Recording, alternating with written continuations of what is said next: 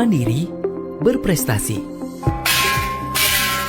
Ya, itulah moto Pondok Pesantren Darut Taqwa Ponorogo, Jawa Timur. Sebuah pesantren tahfidz modern yang berwawasan global yang berusaha melahirkan pemimpin yang mandiri, berakhlak islami, cakap dalam berdakwah dan berkomunikasi serta kaya akan prestasi.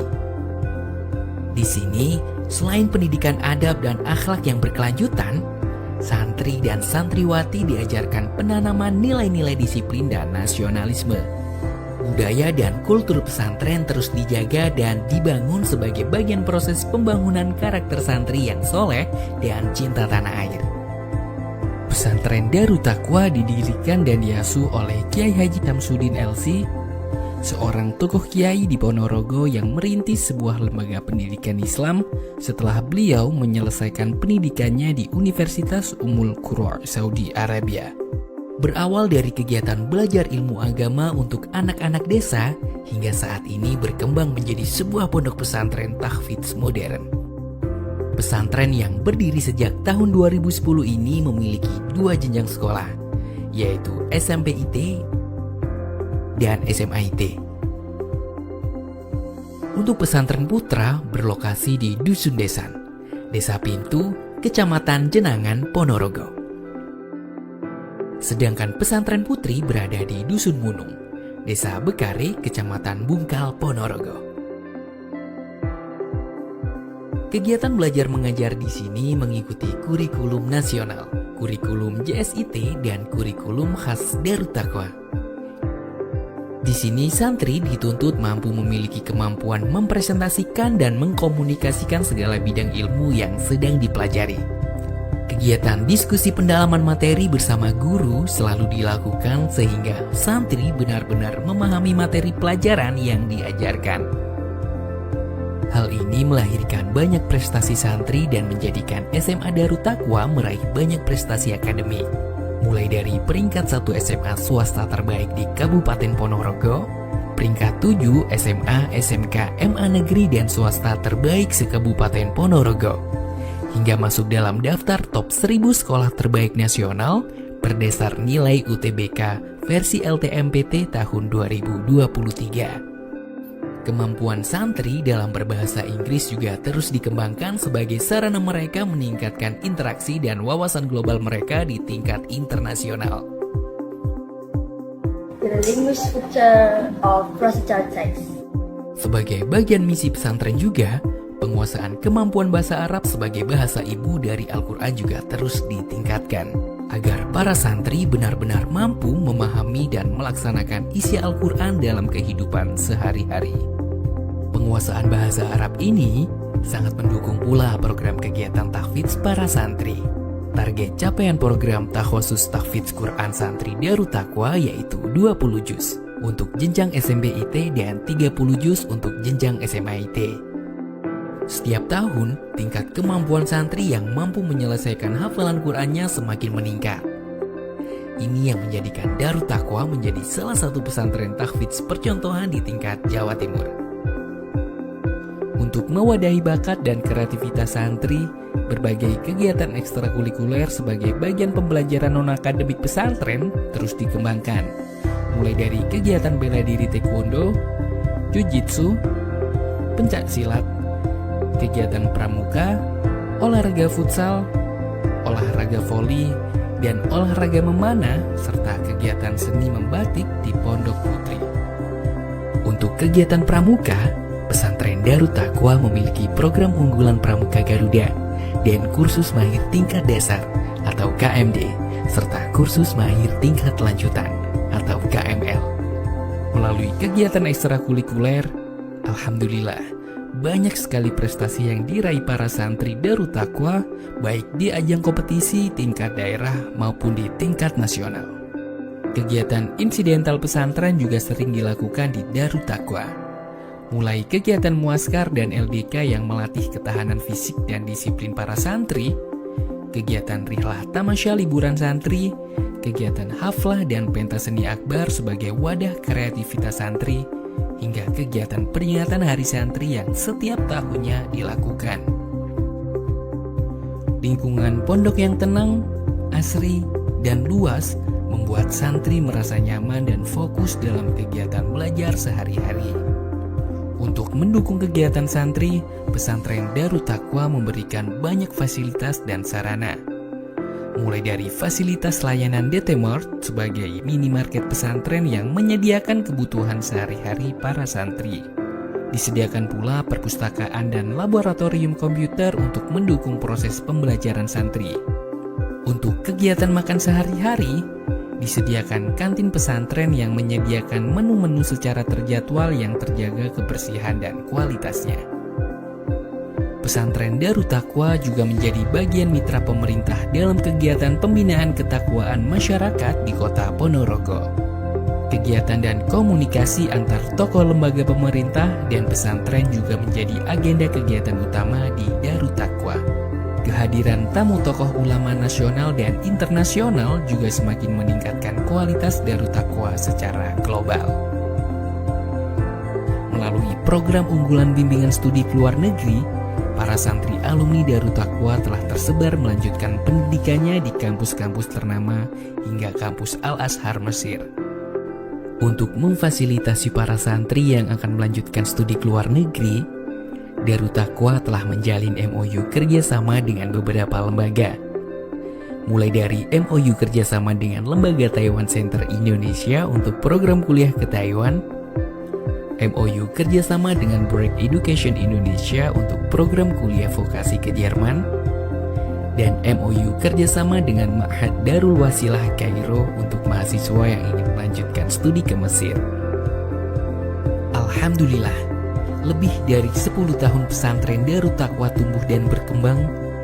Dengan segala usaha, kini Darut Taqwa menjadi salah satu pesantren terbaik yang unggul dan berprestasi secara akademik dan non-akademik dan menjadi referensi utama para orang tua untuk memondokkan putra-putrinya di pesantren berkualitas di Jawa Timur. Mari bergabung bersama keluarga besar Darut Taqwa Ponorogo untuk bersama-sama melahirkan banyak santri pemimpin Indonesia terbaik yang berbakti untuk negeri di masa yang akan datang. Bismillahirrahmanirrahim. Assalamualaikum warahmatullahi wabarakatuh. Kepada yang terhormat Bapak Ibu dosen penguji kinerja pada PPG Transformasi Pendidikan Agama Islam tahun 2025. Perkenalkan, nama saya Mas Darwini, mahasiswa PPG tahap 3 tahun 2025 di LPTK Institut Agama Islam Negeri Ponorogo dengan nomor induk mahasiswa 209250461. Pada hari ini, hari Kamis tanggal 9 Oktober tahun 2025, saya akan melaksanakan uji kinerja di SMP Islam Terpadu Darut Taqwa kelas 7 dengan materi memahami kandungan Al-Quran dan Sunnah sebagai pedoman hidup.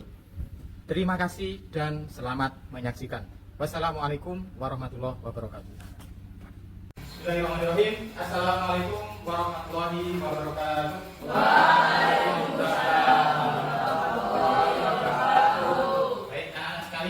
Bagaimana kabar kalian hari ini?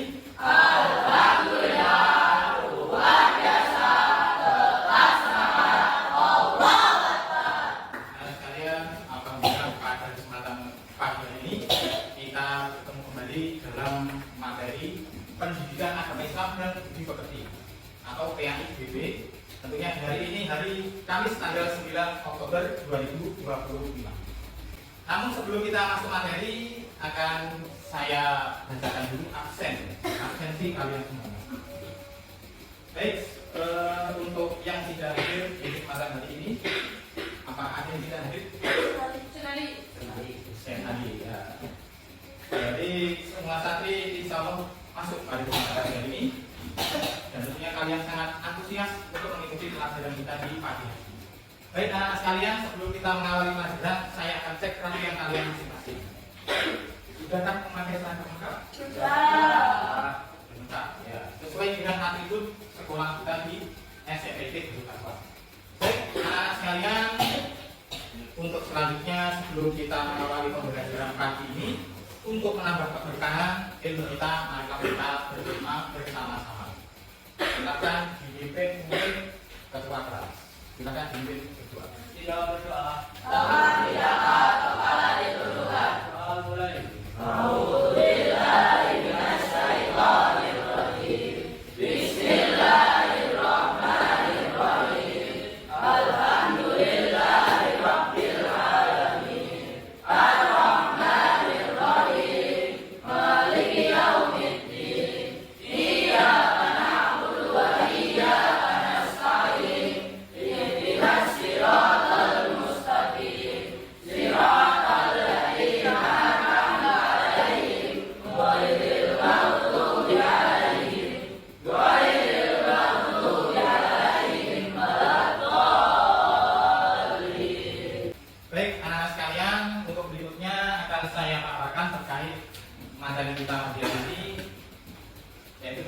memahami Al-Quran dan Al-Hadis sebagai pedoman hidup. Baik, sekalian, yang pertama adalah pengertian Al-Quran dan Al-Hadis. Baik, Al-Quran itu secara bahasa, dari bahasa Arab berasal dari kata Quran yang Quran. Quran yang Quran berarti bacaan. Kan dari sini juga bisa dipahami Al-Quran itu harus dibaca, manfaatnya bacaan. Al-Quran berarti bacaan yang sempurna. Ya. Berapa lama Al-Quran diturunkan? Berapa? Selama 22 tahun, 2 bulan, 22 hari. Ya kan? Kapan Rasulullah diangkat menjadi nabi? Ada usia berapa? 60 tahun. Kalau kita tambahkan 22, kira-kira sesuai kan? Berapa usia Rasulullah? 62. Cocok nggak dengan itu?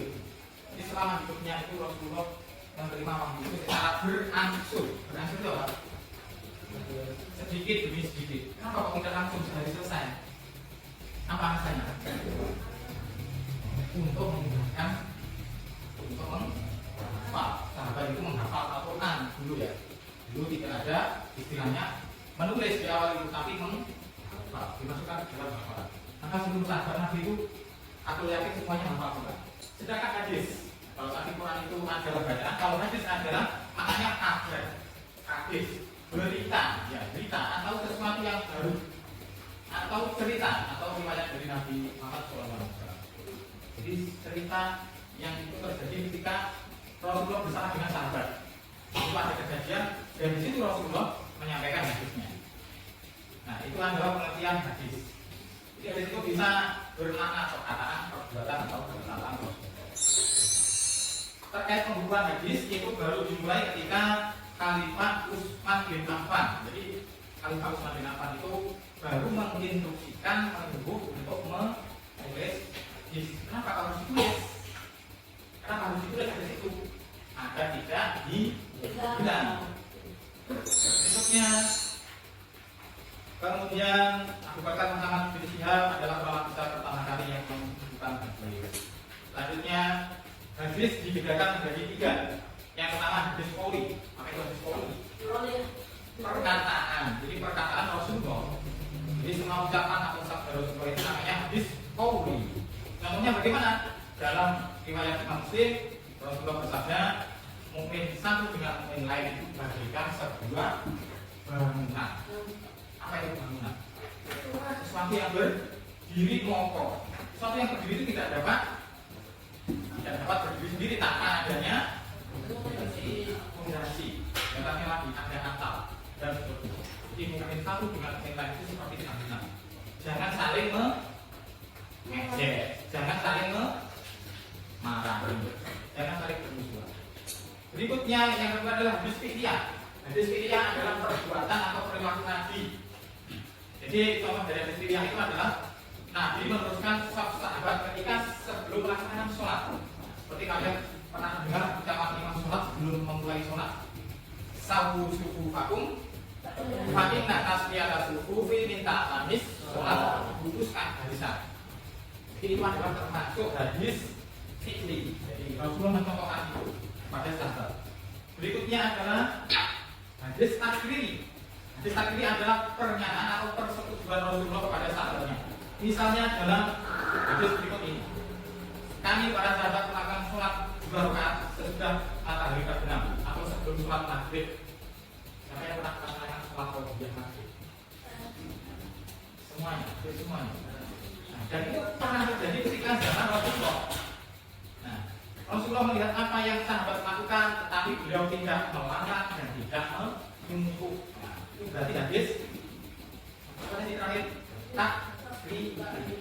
Jadi Rasul tidak menyuruh sholat sebelum maghrib dan tidak juga melarang. Tapi Rasul hanya diam.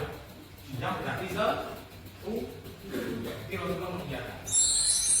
Baik, sekarang berikutnya adalah fungsi Al-Quran dan hadis. Fungsi Al-Quran yang pertama sebagai sumber ajaran Islam yang utama. Al-Quran adalah sumber primer. Primer itu apa? Utama. Kalian tahu kebutuhan primer kalian apa? Apa kebutuhan primer? Makanan, minum, tempat tinggal, pakaian. Nah, itu adalah kebutuhan pokok. Setiap hari kalian membutuhkan itu. Begitu juga Al-Quran. Al-Quran adalah sumber pokok kita. Jadi jangan sampai kamu lupa itu. Yang kedua adalah sebagai konfirmasi terhadap hal yang tidak dapat diketahui oleh akal. Apa yang tidak bisa dijawab oleh akal manusia. Sesuatu yang bersifat gaib. Apa itu yang gaib? Tidak terlihat oleh panca indera. Contohnya apa? Dalam Islam kita mengenal tentang adanya siksa kubur. Bisa kalian membuktikan suara siksa kubur? Tidak bisa. Itu hanya bisa diyakini dalam Al-Quran. Di sana dijelaskan bahwa alam akhirat ada, siksa kubur itu ada, dan itu sudah mati itu ada. Itu adalah maksud dari konfirmasi terhadap hal yang tidak dapat dijangkau oleh akal manusia. Berikutnya adalah petunjuk hidup kepada umat Islam terkadang bersifat umum. Ya, jadi orang itu kadang sifatnya global. Ya, itu perlu dijelaskan dalam hadis.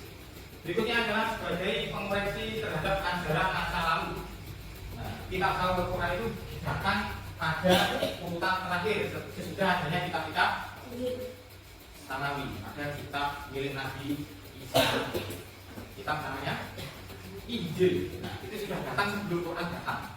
Dan isinya juga tentang mengajak manusia pada kebaikan, berketuhanan. Kemudian Nabi Daud dengan kitab Zabur, ya, itu juga sudah ada kitabnya. Kemudian Nabi Musa dengan kitab Taurat.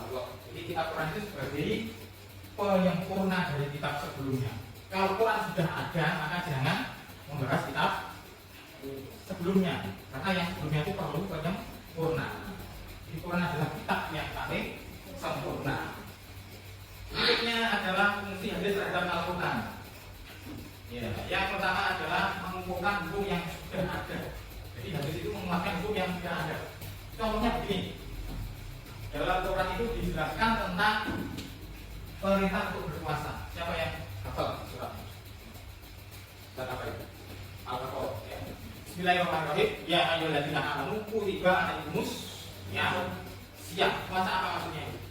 Puasa Ramadan.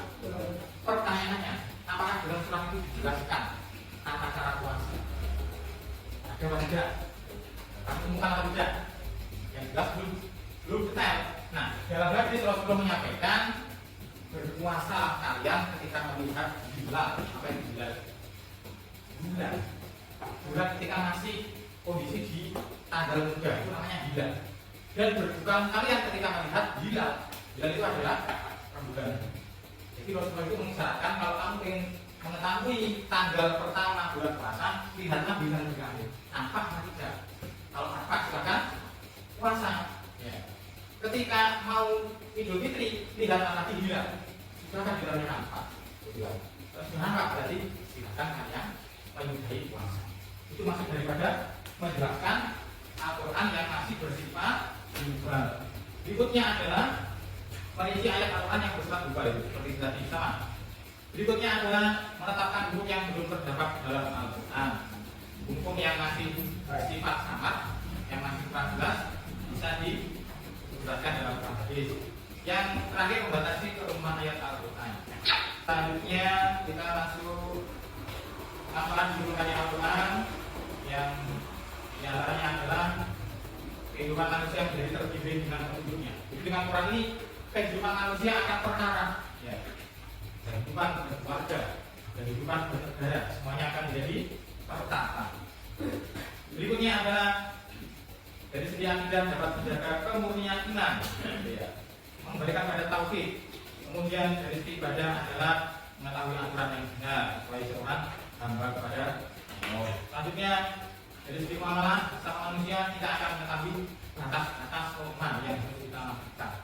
Bagaimana kita bergaul dengan sesama, dengan teman kita, dengan orang lain. Yang pasti kita harus memperhatikan batasan-batasan. Contohnya apa? Muamalah dengan sama manusia itu. Kamu pernah bermuamalah jual beli? Pernah kalian jual beli? Pernah kalian pinjam minjam? Berhutang? Itu sudah dijelaskan muamalah dengan sesama manusia. Dan Cuma itu ada batasannya. Kemudian berikutnya ringkasnya Al-Quran adalah sebagai petunjuk yang mengarahkan manusia ke dalam yang diridhoi oleh Allah sehingga nanti kita kebahagiaan di dunia dan akhirat. Kalian untuk berikutnya setelah kita menjelaskan penjelasan tersebut, saya bagi kalian menjadi kelompok kerja. Berapa kelompok kerja? Di sini ada 4 kelompok. Baik, saya beri tugas kepada kalian. Yang mana tugas itu yang pertama adalah kalian tugasnya adalah membuat soal dan jawaban. Soal berikut jawaban. Sudah paham? Terkait tema yang saya sampaikan tadi, soal serta jawaban. Yang kedua, setiap kelompok ini melakukan diskusi, masing-masing berdiskusi, ya, membahas tema tadi. Kemudian setelah kalian diskusi, kalian menyimpulkan hasil diskusi itu dan mengaitkan dengan kehidupan sehari-hari. Setelah selesai nanti kalian menyampaikan hasil presentasi perwakilan dari kelompok nanti ke depan. Bisa dipahami? Baik, silakan salam dan sampaikan dari kelompok berapa. Assalamualaikum warahmatullahi wabarakatuh.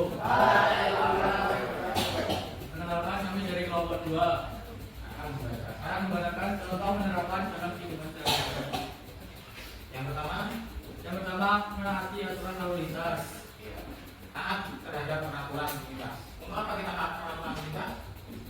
Untuk keselamatan.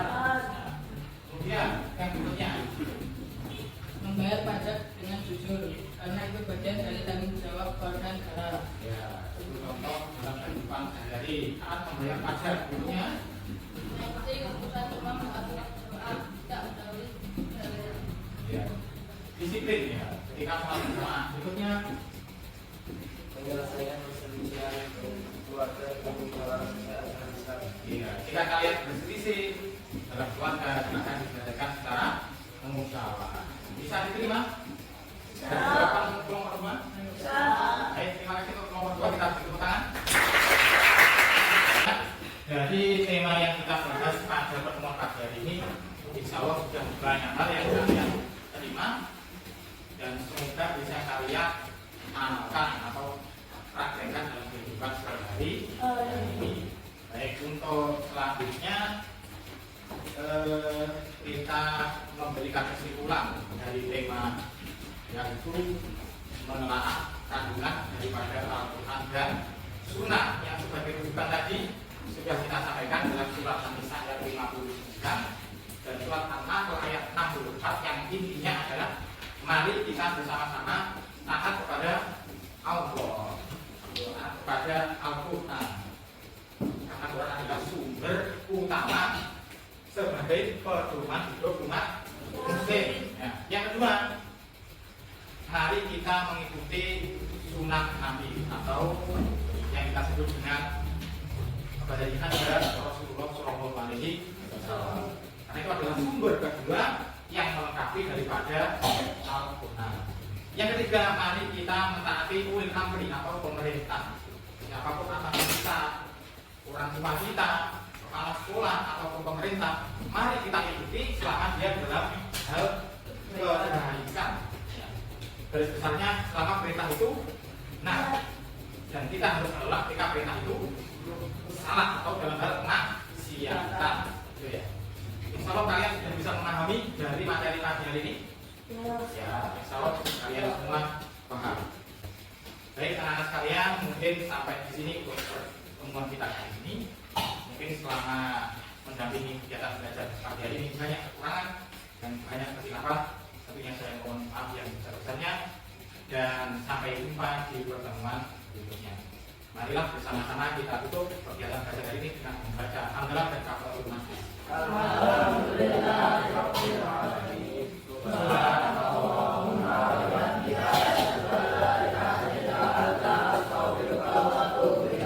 Baik, ada kurang lebihnya mohon